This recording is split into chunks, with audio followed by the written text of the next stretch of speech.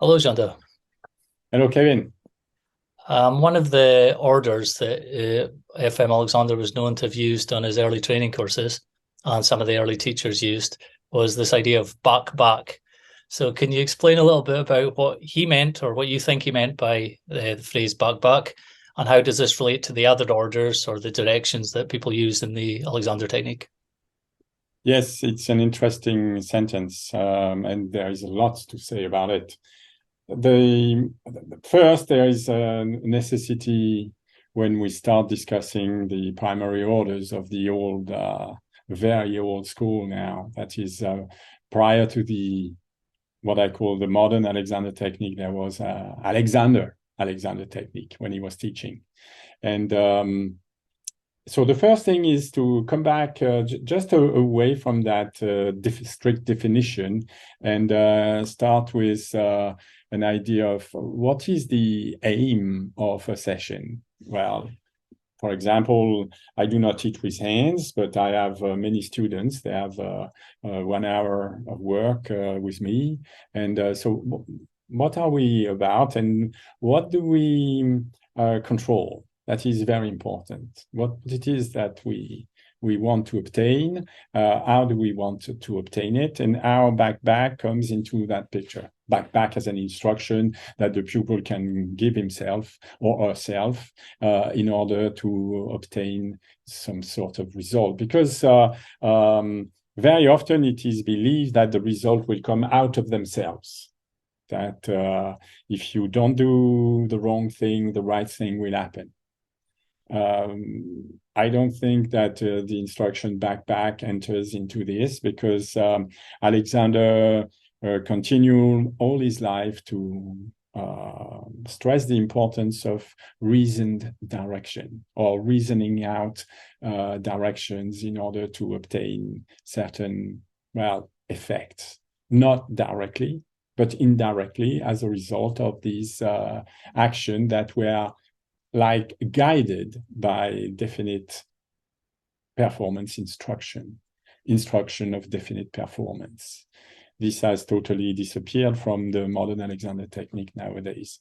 So to start with, sorry, I want to show you, well, first an excerpt from the first book. So where Alexander is stating a cause and effect relationship. It's quite interesting to see how he formulates things and how it is understanding nowadays. So here is a sentence. I'm reading from the image that is on the screen. The properly coordinated person employs a due amount of tension in such a way that the tendency of the spine and legs is to lengthen, and the equilibrium is such that the undue pressure through the floor is absent. And there is a lightness and freedom in the movements of such a person that is most noticeable. So first, let's look at what Alexander is saying. He's making a certain cause, and there are consequences that spring from that cause. So the first thing is he's talking about the properly coordinated person. It's quite strange to start from this because we know that this person does not exist. A perfectly coordinated person, who's that? So this is quite complex when you start studying the Alexander technique to think, wow, what is the absolutely coordinated person going to obtain, and how is he going to obtain it? What are you going to employ? Well, Alexander is stating that that properly coordinated person should employ a due amount of tension. It's quite strange to imagine that you have to employ a due amount of tension. That doesn't say that you should get rid of all tensions, that there is, well, some sort of a correct amount of tension. How are you going to judge what is the correct amount of tension? But at least we can evaluate the first part of the consequences. The consequences of this employment of a due tension is a tendency for the spine and legs to lengthen. you will see we will have to inquire into what is it that we mean that when we say that the tendency of the spine is to lengthen. If you go back into Alexander's explanation, you will discover that his explanation is geometrical. He says that there is a tendency to shorten the spine, that is to increase the curves in the spine. And he's pointing particularly in this same book, in the first book, Man's Supreme Inheritance, to the lumbar spine in particular. And he says that when you shorten the lumbar spine, you increase the curve. That is, that if you take the extremities of the lumbar spine and compare with the middle position, with the position of the middle of the lumbar spine, you would find that there are different ways to shorten the spine. And every single time, when you have the middle of the spine that is not in line with the top and bottom of the lumbar spine, then you have a shortening, a geometrical shortening. And he expressly says that if you were to measure the height of the segment of the spine that you're considering, the height of the lumbar spine, you would find that when you increase the curve, the tendency is that the height between the lower part and the upper part of the spine is smaller. And so that's the first thing. And the second, there is a question about an equilibrium in which the pressure is, the undue pressure is absent. There is only certainly correct pressure. Once again, how do you define what is correct pressure? And he finishes with the lightness and the freedom of movement of such a person is most noticeable. I want to stop a second on this because when I read the sentence, I say, wow, it's most noticeable. And the first idea that came to my mind is that it's noticeable from a person that is outside of the action, an observer. The lightness and freedom in the movement should be noted by an observer. And you will see during my demonstration, this is going to be quite important. So now, how do you, examine such a sentence? Well, you have to start with what you've got. And so you have to start and explore where you can find this, an explanation or some sort of description of the tendency of the spine and leg to lengthen. And there are, in the books, in the various books, you will find definition and demonstration, description at least of what Alexander means by tendency of the spine and legs to lengthen. So the first I'm going to take is coming from a very interesting person, a very interesting character called Irene Tasker. Irene Tasker is known because she was one of the assistant secretary of FM Alexander.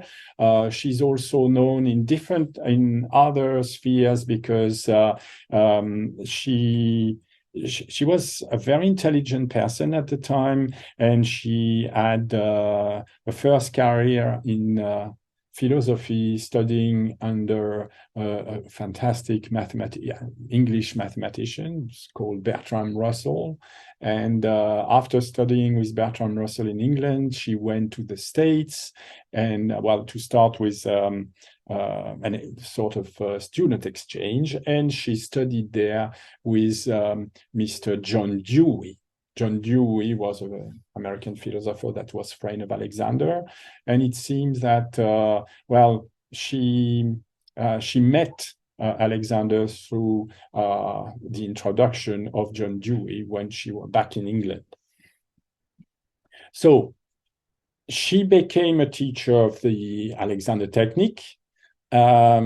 Not because she did the training course. She was not trained by second-generation teachers. She was directly trained by Alexander, and she never went through the training course curriculum.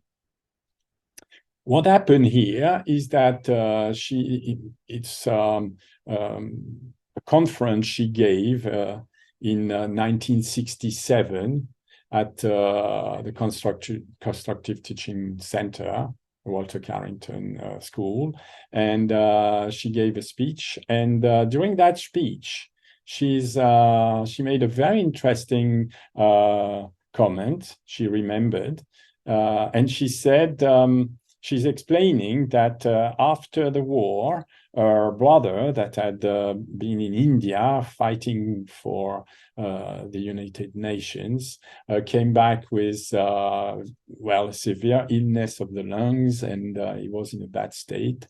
So she encouraged him to have lessons with FM Alexander, and she was part of it because she was an observer of these lessons. She was there in the room while her brother had lesson with FM.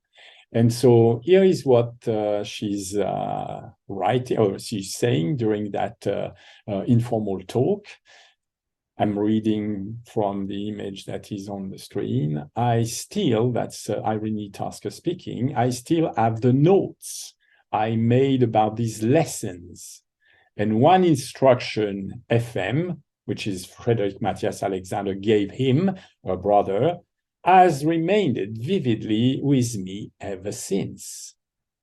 After explaining how the coming forward movement in the chair always make people cramp the chest and shorten, he said, never let the body overrun the head in coming forward. Never let the head overrun the body in going backward. So suddenly we have coming forward with the body and going backward with the body. Somehow there is a relationship, some relationship, at least with that instruction that was used, back. And that instructions, I've got also this idea that the direction back goes back a long way. This is again an excerpt from Irene Tasker, but this time it's from a journal of the little school. And this direction back is part of a set of direction described in the Alexander Times, the journal of Irene Tasker. And pupils and teachers described in essays their means whereby for performing a particular activity. Back, these instructions occurs several times. Also, in a piece of Margaret Goldie, she's Margaret Goldie, of course, trained by FM Alexander as well during the first training course. And she said that she used that instruction. I order my neck to relax. I direct my head forward and upward, my shoulder back and down, my back, the knees forward and away from one another. The ankle to relax and the feet to rest firmly on the floor, etc. So as you see, going back occurs very often. And so now I want to make things very clear and very practical. How do you use such an instructions? Well, you have to use that instruction in particular activities. You would call them physical activities. You will find that we have certain conception of these physical activities without which we cannot perform them. Therefore, for Alexander, they are psychophysical activities. And one is to come forward with the torso. The other one is going backward with the torso. So to make that clear, I have got, I wanted to show you an example of what we mean by going backward with the whole torso. Because Alexander said, never let the head overrun the body in going backward. Well, that person, as you see, is making a gesture. I've taken 3 different moments, 3 different steps for that person to go and, for example, sit upright. And you will find that, of course, every time you land on a chair and sit upright, you have to go backward with the torso. Okay, because you cannot really land on the chair already upright. There is a condition of equilibrium that make you land with the torso inclined. Coming forward with the torso is necessary. And once you've come forward with the torso, then it's necessary to come upward. in the same way, another picture here, where you will see, well, that person has leaned forward, and now she is rising. We call rising the action of going from sitting to standing. And in that gesture, from sitting to standing, you have to go back with the torso. So now that picture is going to help me explain something that is not obvious at first, is that back is for me not instruction of performance, it's an instruction of definite inhibition. Because for me, head forward and up, back, knees forward and away from one another are not instruction of definite performance. For me, these instructions are defining problems, not solutions. Because nothing explains how you get the back to go back. Alexander is stating a very strange formulation when he say, never allow the head to lead when you come backward. So if that is not an instruction, a definite instruction of inhibition, I don't know what inhibition means. Never do something means inhibit doing that thing. What is quite interesting is for the person to be capable of standing, rising from the chair without throwing your torso forward and then leading with the head back, the head leading and the body following. This person had to study quite a long time with me in order to be capable of not having the head lead. Yeah. Well, on top, this person is a certified Alexander teacher, trained with the modern Alexander technique in the somatic way, with most of it, the memory of the hands of her teacher on her back. And at first, she could not repress the desire to lead with the head in going back. So we will see that Alexander explains you should never lead with the head. Very many modern Alexander teachers have changed their mind nowadays. They prefer to lead with the eyes and with the head. And I have prepared a little confrontation between this idea that Alexander is pushing forward, as Irene Tasker is reporting, and how the modern Alexander technique are, in fact, interpreting these instructions. And so we will see that it's possible to control how we create that gesture of going from sitting to standing, rising, and we will see that, yes, apparently, it is absolutely necessary to learn to move the back. But when I say this, of course, we must understand that the instruction back means nothing, because we don't know back from what. We don't know what is going back. The back, is it the whole back? Well, on this picture, you will note that the back is divided. There is the back of the upper torso and the back of the middle and lower torso. And apparently on this picture, the person is preventing the upper torso from leading the movement. When the head leads the movement, the upper torso, you will see, goes with it. And the upper torso goes faster back than the middle torso, which is going to shorten the spine. So if the overall idea is to teach somebody to prevent the spine and the legs from shortening, then it's necessary for us to start investigating and how to define the back, how to define that direction of back, and how back is related with head not going back faster. So at first, this was quite interesting to me because there was this idea that you should lead with the eyes, you should lead with the head, and the body would follow.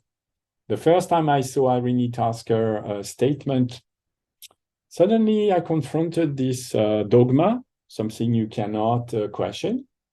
And suddenly it was necessary for me to question to question both the idea of head leads and body follow, and question also this idea of why should never the head lead when the torso is coming backward.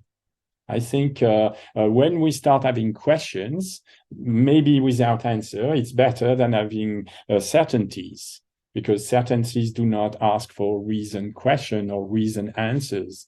And I still believe that any practitioner of Alexander technique should use reason out directions of movements. And for me, back or knees forward and away from one another are not reason out direction. These instructions, head forward and up, back, are not solutions.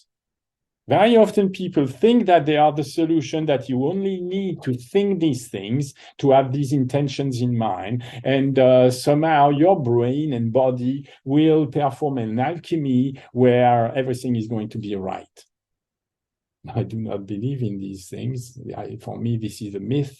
I just have to look at an Alexander teacher performing some simple movement as going from sitting to standing, because the back is going to go back. And so I look at how the person is performing. What is the conception that teacher has of back?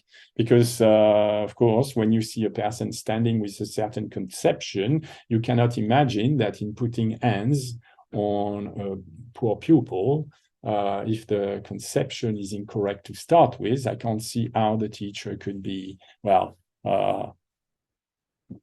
performing for the pupil the correct adjustment of the movement that will lead to the spine to lengthen and the leg to lengthen. So before we analyze why we have so many lights on that person, let's go and explore an experiment that is made with a student of mine. Yeah, so you see a person is pretending that he's taking something that's on the floor. It's like bending forward. And if you remember, Alexander said that people have the habit of cramping the chest when coming forward. So to cramp something, to tighten something, is what you see here. What you see is, of course, that the person has a tendency to lengthen the back, but that tendency to lengthen the back of the torso is associated with another very, very strong tendency to shorten the front of the torso and to cramp the rib cage. Yes. So for the moment, this is not the point. For the moment, the person has just an experiment to make and to look at what is leading the movement of going backward. I'm telling the person you should lift the weight that you have in your hand, yes, to be upright. It's an uprighting gesture that we are discussing. And we want to experiment in the way that person perform this gesture of going upright, what we can observe. In order to observe properly, it's sometimes necessary to give some inhibitory directions, something that, because for the person to start to notice an habitual movement that the person has never felt or has no way to get aware of, you will find that on this picture, there are two arrows that are pointed. One is a red arrow, thinking you should not go forward. So we will see the person is trying to experiment with a gesture. And the question that I asked is it possible to keep the eyes forward of the mouth?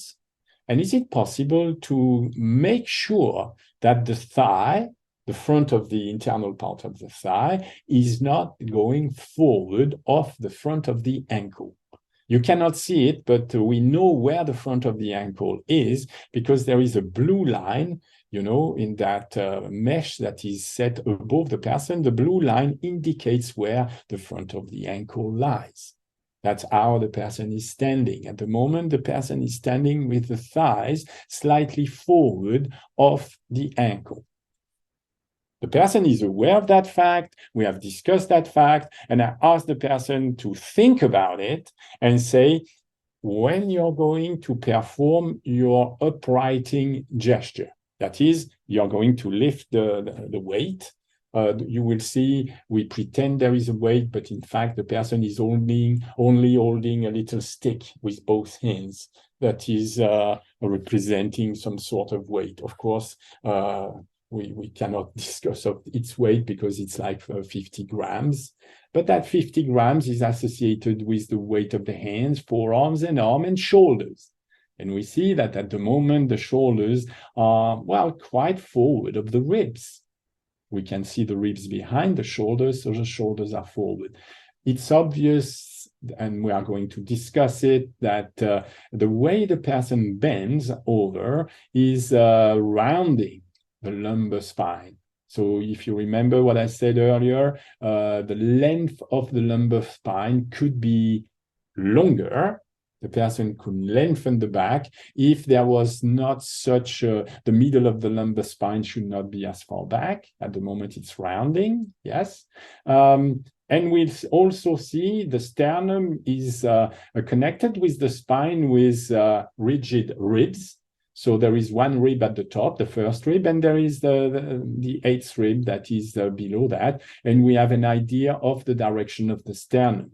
The pupil has been making measurements touching the different parts of his anatomical structures and measuring them with rulers so the pupil knows what I'm talking about. And there is also a line that represents the front and the back of the bony part of the lower torso that we call the sacrum, the iliac and pelvic system. Yeah. And so when the person is going to stand, we see at first that there is a coordination of movement. As you can see, the pelvis is going away at the front, from the front of the knee. But from the first image, we can see that the person cannot refrain from going forward with the thigh. The internal part of the thigh is going forward. This is going to be quite interesting for us because the person must have an idea of what are the movements he's performing. And I can tell you the first time, like the 21st experiments, the person had no clue that every time he was starting the movement, he was going forward with the thigh. Of course, the lower part of the pelvic bone, the sacrum, is going forward. And at the moment when the lower sacrum is going forward, the person cannot refrain from going forward with the thigh. So we will see here that the opposition of movement is not perfect, but yet there is a movement. And we see that, of course, the middle torso is going back in the first part of the movement. Yeah, we can see that the eyes are still forward of the mouth, as was requested at first during the experiment. It's very important that the person can formulate what the experiment is about. Because when you start such a movement, you are taken by the change in equilibrium, your change in pressure on the rib cage, and your feelings in performing the movement are quite strong, I must say. And it's obvious that most of the time we just completely forget what the experiment was about. It will take some time for the pupil to start to be capable of keeping in mind a series of descriptions, series of instructions while the action is taking place. During the first, 5 to 10 experiments, the pupil could not remember that he was supposed to get the thigh back. He had no feeling that his thighs were going forward, even when it was obvious. And when you, so that's the first, the second, and look at the third. Again, you will see the thigh continuing their progression forward. Of course, the sacrum is going forward as well. Both are going in the same direction, which means that now, if you look at the movement of what I call the belt or the waist belt, the waist belt is just an imaginary imaginary belt that you could set on the top of the trousers. And so there is the back of the belt and the front of the belt. Yeah, for the moment, it's just a conception, an idea in your mind. But sometimes I ask the person either to wear a belt, so to make one with a strap. And with the strap, it's absolutely clear that we want to see two things. We want to see the back of the belt go down, and we want to see the front of the belt go up. Well, for the moment, this is what is happening. But when you take the third image, you suddenly discover that the quantity of movement, the proportion of movement is changing. Let me explain. Is that suddenly we start to see that in that new movement, there is very little movement in the uprighting gesture coming from the pelvis away from the leg, but there is a new one. The person is starting to lead the movement differently. Instead of leading with the back of the middle torso, the person, as you can see, starts to lead with the upper torso, the upper spine, and head back. Look at the difference. This is the first part of the movement. We clearly see the back going back, and the proportion between the back and the upper torso is maintained. I'm not saying this is the perfect proportion, but it's maintained. While when you look at the next part of the movement, wow, we see that suddenly the person is starting to have a very strange movement where the lower spine is, cut from the middle spine. Therefore, cut means that suddenly you have a middle part that is going back further than the extremity. Therefore, there is a shortening. There is a shortening and there is a compression at the front of the chest. Well, we can see that the upper torso and the arms are starting to go back. And we see also this little bump here that clearly indicates that the shoulder blades are pulled back. In order to rise, the person is not going back with the back. The person is going back with the upper torso, and you will see when we continue the movement. So now the person is raising the stick in the air. And as you can see, we have now a very strict continuation. Still, we see that, the front of the belt is staying very far down. And as we can see, we add a little bit more of the thigh going forward. So during the whole movement, the person is going forward with the lower end, with the thigh, while the upper torso is coming back more and more. And now we see three different parts of the torso clearly outlined because there is a break. And so this is to say that we want the student to realize that his way of rising from a leaning position is quite a complex series of movements. The same series of movements occur when he's rising. He's got the lower end going forward, the upper end going back.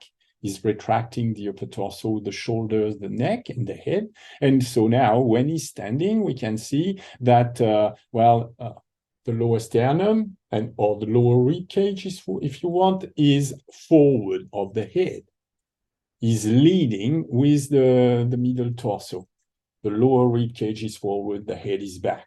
So if you wanted an explanation of what do we mean by head forward, you have to go forward relatively to something. So here, forward, when the head is not forward, we can see that the thigh and lower rib cage are forward of the head. There would be a very, very different picture if the back had gone back, yeah? And so back above the lower spine would be a much better description, but still, this does not give the pupil the means whereby he could obtain these things, these position or this relationship between the parts. So for me, never lead with the head in going backward is, of course, exactly like back, These are general indication of what you don't want, inhibitory instructions. These are not description of means whereby. So remember, Irene Tasker said that people were using means whereby, like back. For me, back is not a means whereby. Back is describing something that the pupil never, ever does. And so I have other experiments. So we see a person, it's the same person, and we see the habitual standing. But this time, there is the experiment is very practical. As you can see, or if I want you to look at the fact that there is a book that is set against the wall. That book is standing in mid-air because the person is now directing the thighs backward. Because if the thighs are not directed backward, well, the book is going to fall on the floor. Every time the book falls on the floor, we know that he has forgotten the direction we wanted to have, which is that the internal part of the thigh has to go back.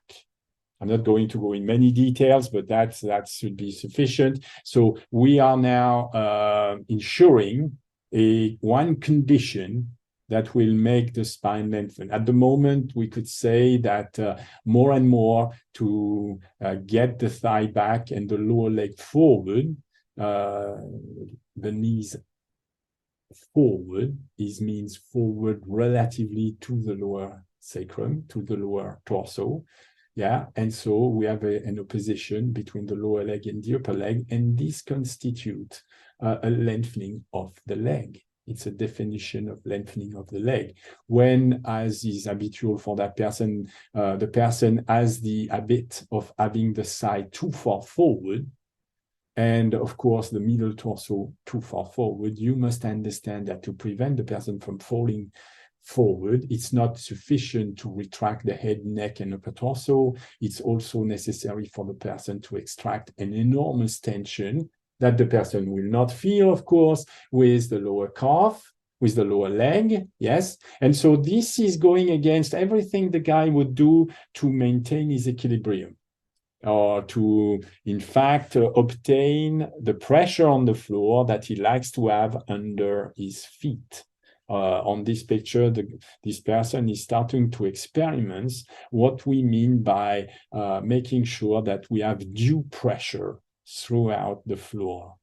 And so you will see that it's possible in this case to start exploring movements of different parts. We want the internal part of the thigh to go back away from the vertical line of the instep that you can see, and in such a way that the corner of the eye stays forward of the corner of the mouth. So we have a direction for the head, neck, and upper torso, while back means that if there were not one belt, but two belts, one belt for the top of the pelvis, which is the top of the lower torso, and one belt above the middle torso, one belt beneath the armpit. And the student is trying to perform an act guided by the idea to maintain the distance, the maximum distance, not only at the back of the belts, but also at the front. And so the instruction that he receives are instructions of rotations. He's asked to have a movement of rotation of the lower torso that is going down and forward. This is an abduction. This is the abductors of the legs, relation between the torso and the legs, but also there is a relation between the upper torso and the arms. So that person is instructed to, in fact, get the middle torso back and up relative to the arm, back and down relatively to the legs. And this gives us a result where we can see that the person is lengthening the back and the front, while the head has a tendency to come forward of the front of the torso. And so the more we see that movement happening, you can understand, of course, that this will lead to all sorts of sense of disequilibrium, sense of tension in the back, but the person can start to monitor which actions are necessary to obtain the due tension. The due tension is not monitored by the person by the fact that he feels a correct tension. Absolutely not. He feels awful. No. He's just monitoring the geometry. That's all. So back is back relatively to upper torso come forward, and lower torso goes toward the inferior exterior part of the knees. And so now when that is obtained, this is leaning forward without cramping the chest. What is very interesting is we can go back to our idea of rising with the back, that is making sure that never the person is going to let the head overrun the body in going backward. So it's a new experiment where you see, of course, these are just still images, but they are taken during a true experiment that lasts 2 seconds. This is in 2 seconds what the person is able for the moment to obtain. Yeah, it's quite interesting to see. It's not all perfect, but the person is starting to expand the range of movement of the middle torso relatively to the legs and the middle torso relatively to the arms, supporting the torso with the arms and legs. This is what it represents. And we see on this, in between the two belts, that the back is going back relatively to the legs and relatively to the arms. Coincidentally, you will see that the armpit and the front of the arm are, well, more or less above one another. So that person is not learning to stand upright, is learning to create the gesture of uprighting, a gesture that is a combination of movements. It's very important that to have in mind that all this makes sense in this concept or general perspective of coordination of movements.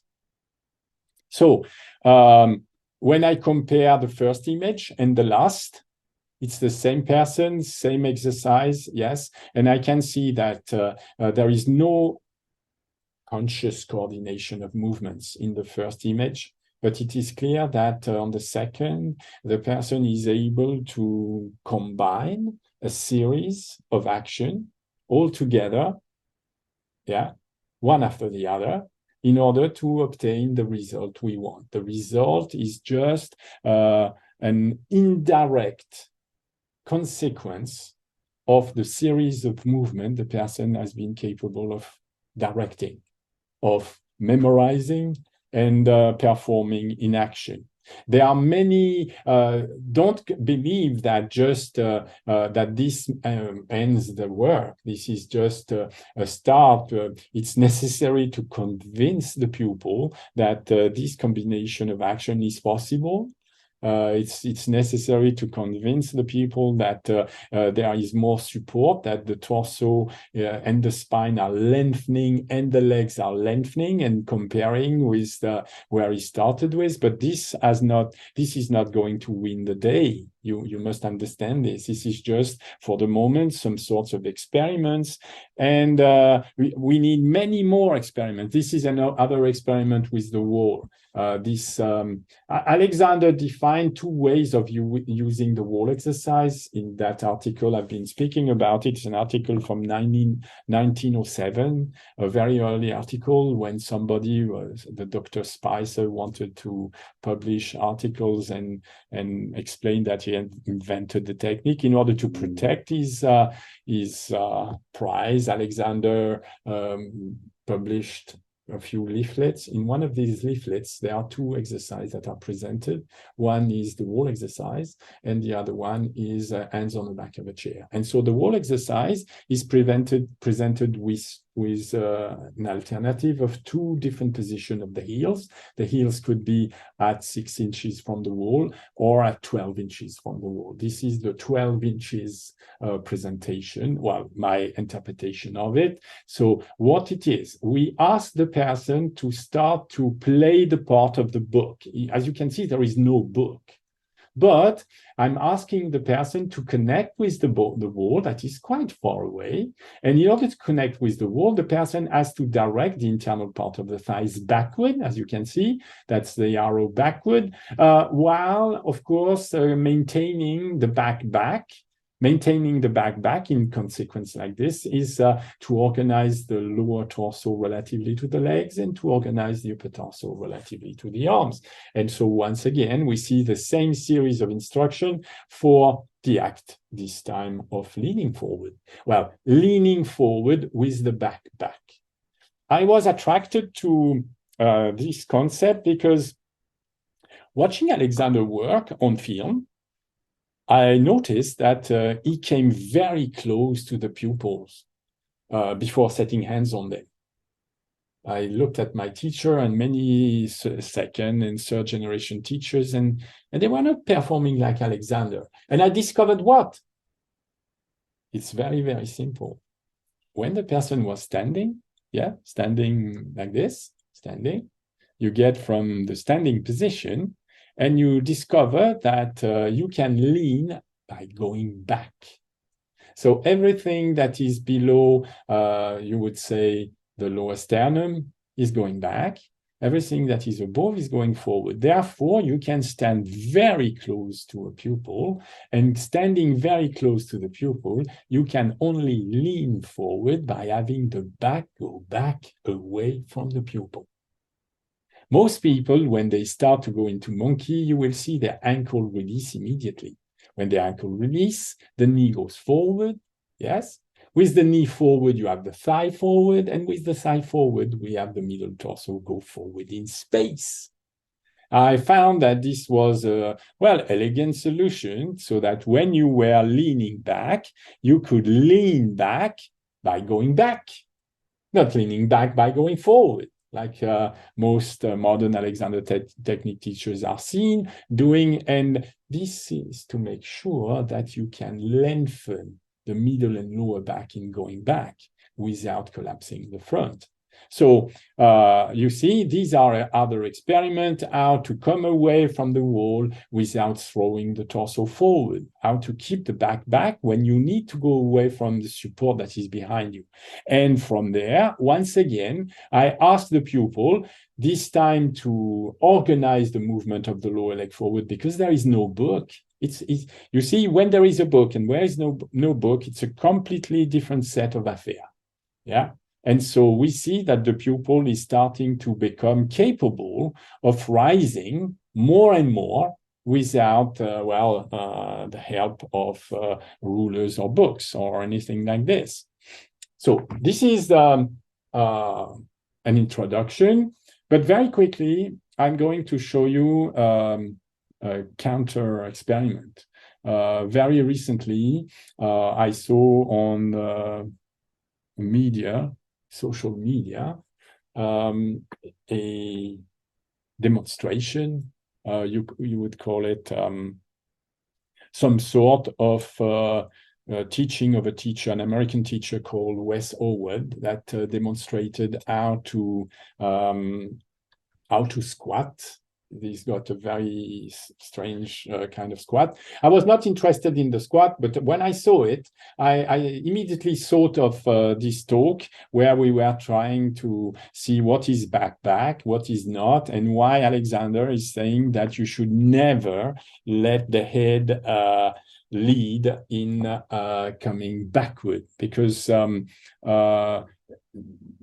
what Mr. Howard said during this lesson, he explains how to go into that sort of squat, yes. And what I'm interested in is the next part where he says, in order to get out of this meaning that's a strange form of squat, you will understand why I think it's strange, because there is a rounded lower torso. It seems that lumbar 3 is the middle of the lumbar spine, which is the third lumbar vertebrae. I call lumbar 3. With my students, we have a set of instructions that are defining very precisely bones on the anatomical structure. And there is a very round, so it's absolutely obvious that, and I think he states it in the video, that he's lengthening the back. But of course, the lengthening of the back is obtained at the expense of a massive shortening of the front. Maybe you can't see it here, but you will understand the point. So this is Mr. Howard's idea. It's not only his. Most somatic teachers that have been trained not by reason direction, but by the feeling they got from their teacher, they have this idea that to rise, to come backward, you should lead with the eyes and with the head. And this is what he's saying. So in order to get out of this, we are going to think of our primary direction and lengthening, but we are really going to follow the eyes. It's almost like your eyes inhaled pull you out of it. So when I looked at the video and I said, well, how is it going? So look, that is the first. And from the start, you will see that he's following his conception that the head should lead, even in going back, in coming backward. You see that the head is starting to go back. We see very little action. The thighs are, I don't think that the thighs are going back one bit. And we are going to start to see that a very marked retraction of the shoulder, neck, and head. You will see that. Yeah, this is getting out of monkey to follow the eyes, follow the head back. And so of course, you can see that the back of the upper torso is going back. So for you back means upper torso back, well, he's doing that. But the consequence is a consequence on the spine. We see that the neck is starting to be retracted, and all the more so. So at the moment, the speed of the shoulder going back greatly outrun the speed of the middle torso going back. And as a result of this, you are going to see unfold a quite interesting consequence. Is at one point, you will find that the extension of the lower torso relatively to the legs, when you say back, it has to be back relatively to the arms and so back relatively to the legs. But from that moment on, there is nearly no extension relatively to the legs. And this will give rise to a very sharp bend at the lumbar spine and a protruding abdomen that is really striking. And so when I look at the bones inside, it's clear that from nearly half of the rising position, suddenly the extension of the lower torso, of the pelvis to the legs is absolutely inexistent. And when he finishes the movement, you will find that, well, the back is really shortened. And of course, the upper front of the rib cage is pulled back. The head is totally retracted with a very marked under chin, what we call double chin. And all this leads to interfere with the correct condition of the muscular system of the back, spine, and the thorax in the performance of the act of rising, in the act of getting the torso to be upright. So this is what Alexander is talking about. He says, if you care to experiment on a friend in this act of rising, so to experiment on a friend is, what he says is that you're just looking at the person. experimenting means here looking. You look at the act of rising, and you will observe that in the movement as performed by an imperfectly coordinated person, a person that cannot get the spine and leg to lengthen, he says in the movement, the same bad movements occur.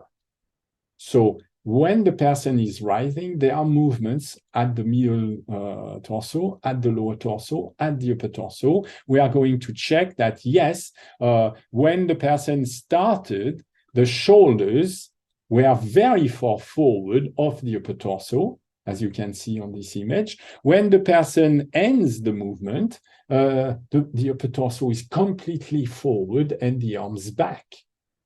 Yeah, so that is what we call stiffening the neck. All the muscles of the neck are connected to the shoulders and front of the chest, and this is the solution to get both the stiffening of the neck and the arch of the spine. This is an undue arching of the spine. How do I explain it? Well, it's very simple. You can see that the more the movement is going to unfold, especially from now on, the person is going to have the lower sacrum very far back. The middle torso is staying in place, but the upper torso is going back. Upper torso back like this. And so this is the second part, shortening the body, shortening the torso, and protruding the abdominal wall. So when we say we protrude the abdominal wall, you must understand we protrude the abdominal wall relatively, of course, to the head and to the thigh. As you can see, the abdominal wall is very far forward of the thigh and head. So I found that, yes, there is an explanation when you see how a person can obtain the lengthening of the spine and lengthening of the back. It's necessary to understand that what has to be changed is the conception of the movements. Many people still think in terms of head lead and body follow. Well, every time you're rising, every time you're going upright with the torso, it's not the case. And many people think in this idea that the torso is going to move as one piece, the torso in one piece. This is the best way to lead your students into a wrong conception.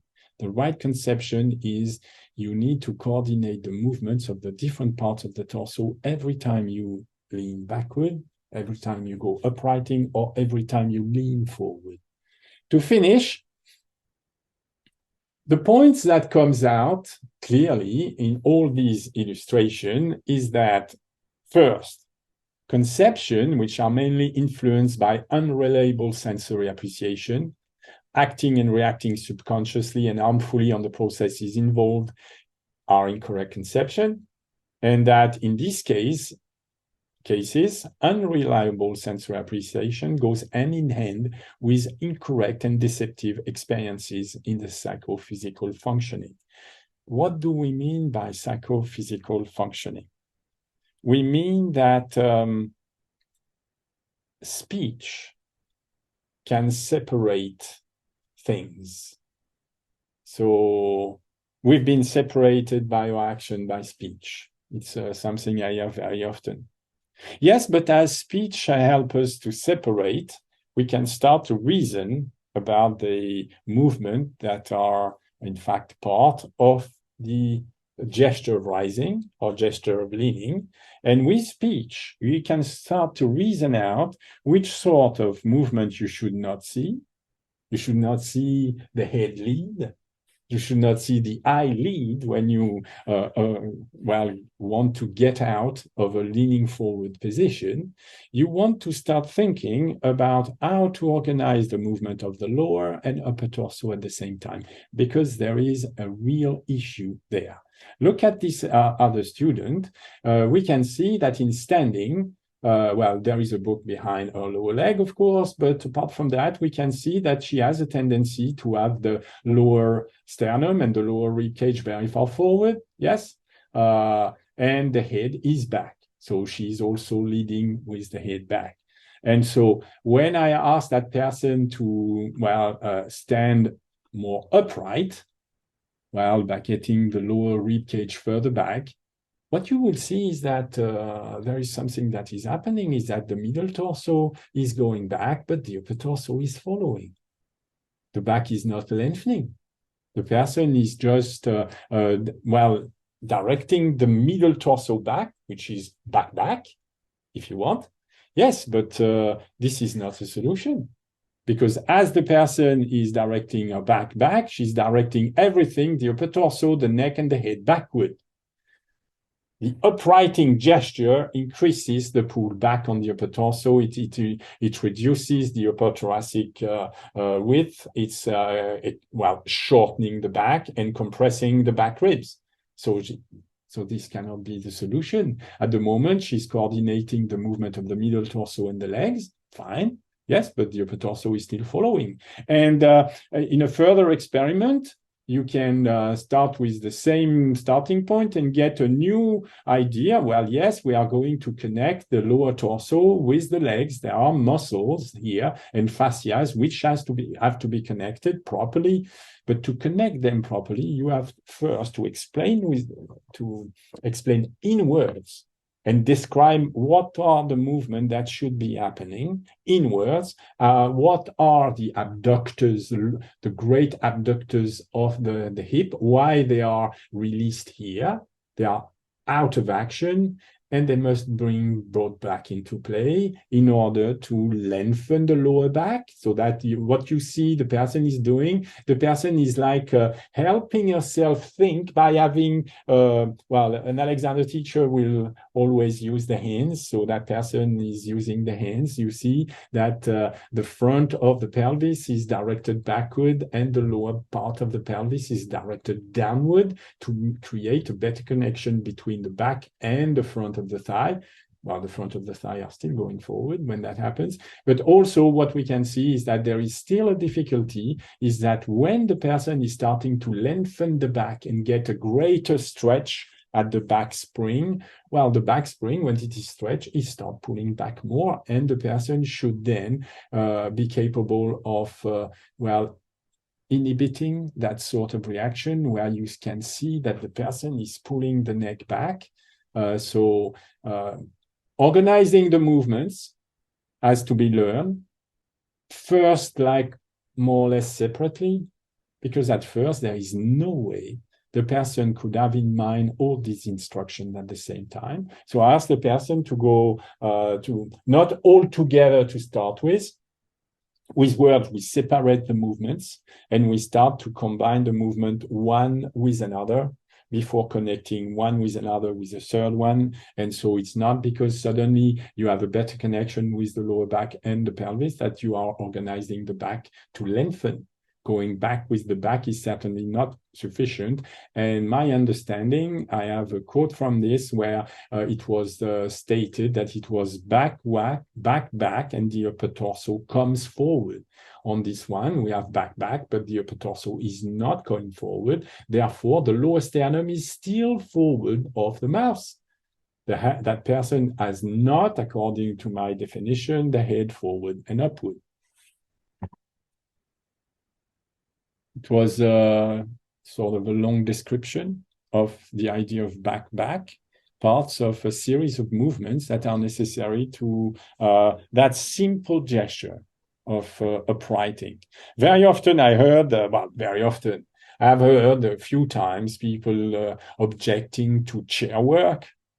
Well, it's quite funny because chair work is like condensé, or you say having all the movements that are absolutely necessary in every seconds. When you have to lean forward, you have to lean back, you have to go down, you have to go up, everything is there. And it seems like the most simplest thing to sit on a chair, to stand from a chair. It's very, very interesting how much you can learn from that, how many movements are present in these so-called simple acts. Questions or comments? Yeah, one thing is when you're talking about the back and whether if you were looking at the modern Alexander teacher and you said, well, if by back he means the upper torso, it is going back, but it depends what you mean by back. So it shows the importance of having clear definitions of you have to define certain things, discriminate certain body parts and movements from each other, and have a clear definition of what it is you mean. And then that's something you can work with. You can't work with a word like back. What does it refer to? Yeah. So you need to define, you need other words for different parts, which would make up what we normally think of as back. But it's not, I mean, if you think about it, what are we talking about when you say the word back? This is a great difficulty, and that great difficulty has been put under the carpet very early because of that idea of somatic teaching. That idea that it's impossible to define what we mean by back. It's only you can feel it when the teacher that has been trained and has the correct coordination will impress upon your body and mind when his hands or her hands are upon you. Which makes things absolutely impossible to verify, impossible to describe, impossible to control. And so therefore it gives full control to the manipulator. The manipulator will get a great renown. It's the guy that knows, it's the guy that owns it. He's got it inside himself somehow. He cannot define it because you cannot understand. This is the state of the modern Alexander technique nowadays. Nobody would try and say what is back, what is head forward and up, or apart from the fact that it's a certain experience you can have under the hands of a fantastic manipulator. I think one of the defining differences between the modern Alexander technique and the initial Alexander technique is the emphasis in the initial Alexander technique of the pupil understanding what's happening or trying to understand what's happening rather than it just being trust or faith in something will happen later or it'll happen by itself. It's to have a reason to be able to try and figure things out and then to come to some kind of decision of whether things are true or whether they're working or not, and then to do something else. It's a completely different way of thinking about it. Yeah, and in my way, I have a very simple way, is that to express that difference is to say that in the case of the initial Alexander technique, as we teach it, the idea is to make sure that there is a very, very clear correspondence between the words we use and the actions that are supposed to occur as experienced by an observer. Is that there is an objective measurement of is the back or not. If the back is back relatively to the upper torso, we can see it, we can measure it, and the pupil can see it and measure it as well. The pupil doesn't need some sort of supra being that is there with a perfect sensor appreciation. No, it's very much simpler than this. And so words, speech that we use instructions. Yes, instructions describe very precise movements of spot on the anatomical structure relatively to other ones. When you say support the torso with the arms and legs, this has a meaning. And of course, it's questionable. It's always questionable, but there are very clear connections between the words that are used and the performance that are affected. When we say that the spine and the legs are to lengthen, we have also a way to demonstrate that, yes, there are adjustments of the different bones that make the spine lengthen. There are adjustments of different bones that make the legs lengthen, and that can be, well, evaluated objectively. We can trace back what effect they are according to what cause. Which is exactly what John Dewey says in one of the introductions to one of the books. I've been inspired, I think, yes. Okay, so for people watching the video, production of constructive conscious control of the individual. Okay, perfect. So for people watching, you can find a link to Jeando underneath if you'd like to book a lesson with him, and we will see you in the next video. So thanks, Jeando. Thanks, Kevin. Bye.